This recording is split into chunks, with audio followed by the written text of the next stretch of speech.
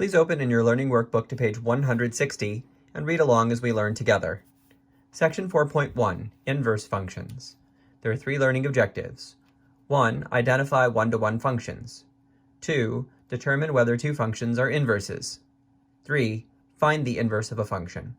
We begin with the first learning objective, identify one-to-one functions. Before I give you a definition of a one-to-one function, I want to remind you what a function is. Consider, for example, the three relations shown here. Each one of them is an arrow diagram, sometimes referred to as a mapping. An arrow diagram lists inputs and outputs joined by arrows. For example, the input 5 leads to the output 6. It also leads to the output -1. It also leads to the output 100. So, let's remind ourselves how functions work. The definition of a function is, for each input in the domain, there is exactly one output in the range. If we want to determine if a mapping is a function, the easiest way is to simply count the number of arrows leaving each input. We don't care where the arrows are going, we just care how many of them there are. So for this first mapping, I'm going to cover up where the arrows are going, because we don't care about that.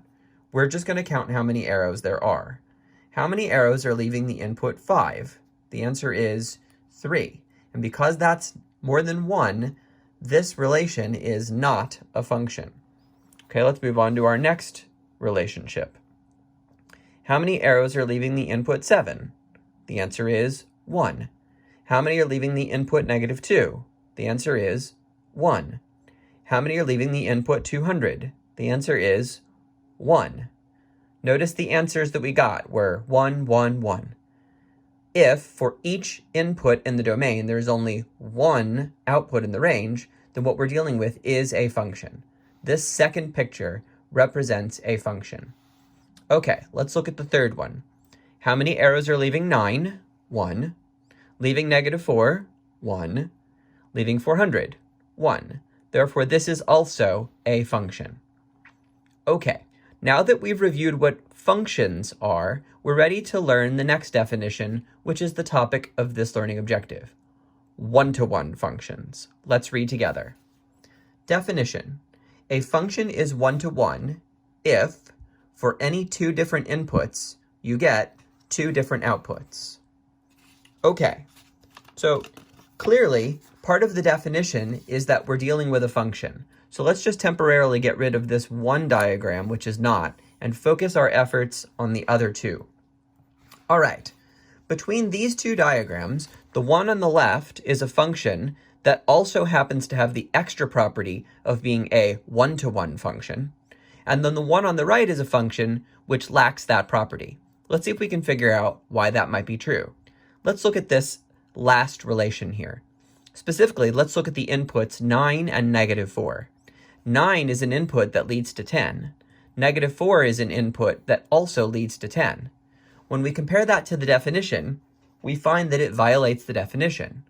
The definition says a function is one-to-one if, for any two different inputs, you get two different outputs. Well, for our two different inputs, 9 and -4, we get the same output, 10.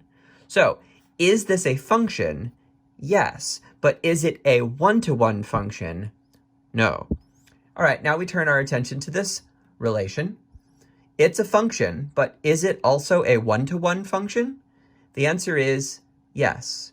And here's the reason why. No matter which two inputs you pick, they're going to lead to different outputs.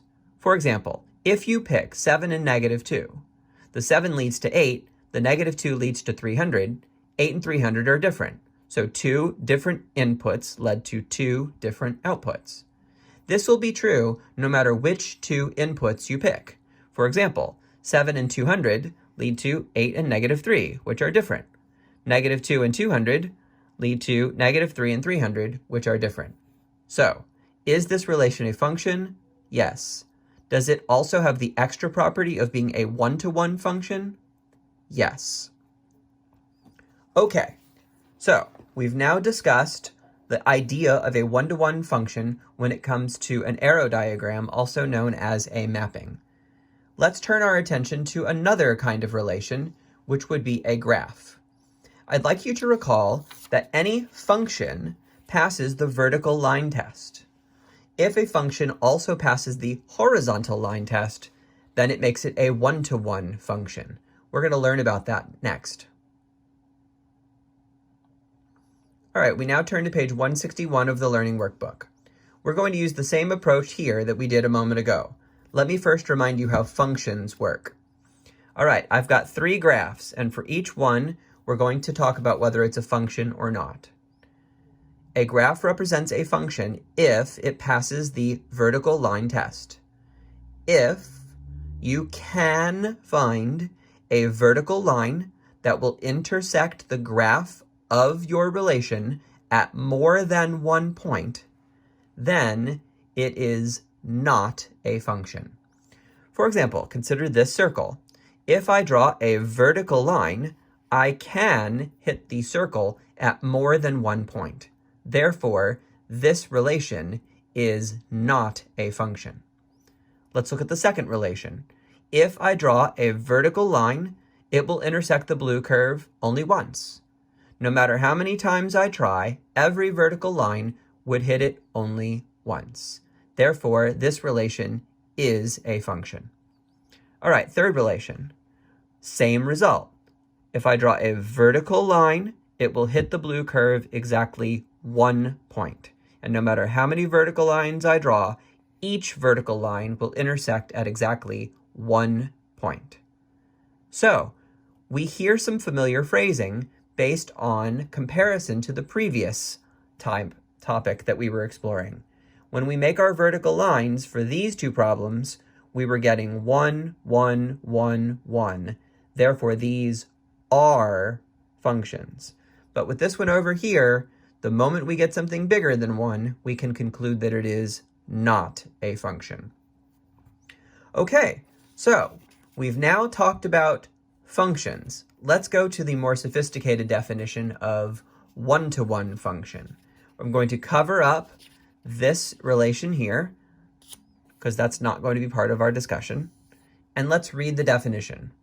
Definition: if every horizontal line intersects the graph of a function f in at most 1 point, then it passes the horizontal line test, and f is 1-to-1. Okay, let's now apply that to these two relations. We've already talked about the fact that they are both functions, but do they have the extra property of being one-to-one functions? Let's talk about this one. If you draw a horizontal line, look at the way I'm moving my finger here. If you draw a horizontal line, it will intersect the graph of this function in 2 places. 2 is more than 1. So, it's not a one-to-one function. Is it a function? Yes. Is it a one-to-one function? No. All right, let's look at this relation. So we know this relation is a function. We talked about that a moment ago. But is it also a one-to-one function? The answer is yes. If you draw a horizontal line, it will intersect the blue curve at exactly 1 point. And no matter how many horizontal lines you draw, each one of them will intersect the blue curve in exactly 1 point. So, we get 1, 1, 1. Therefore, this is a one-to-one function. All right, let's summarize very briefly. So, is this relation a function? Yes.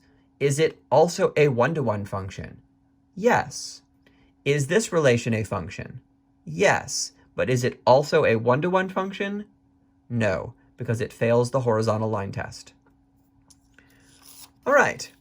One more thing which will be helpful in identifying whether functions have the property of being one-to-one by looking at the graph. If the graph of a continuous function is always increasing or always decreasing, then it is a one-to-one function. Similarly, if a continuous function is one-to-one, then it is either always increasing or always decreasing.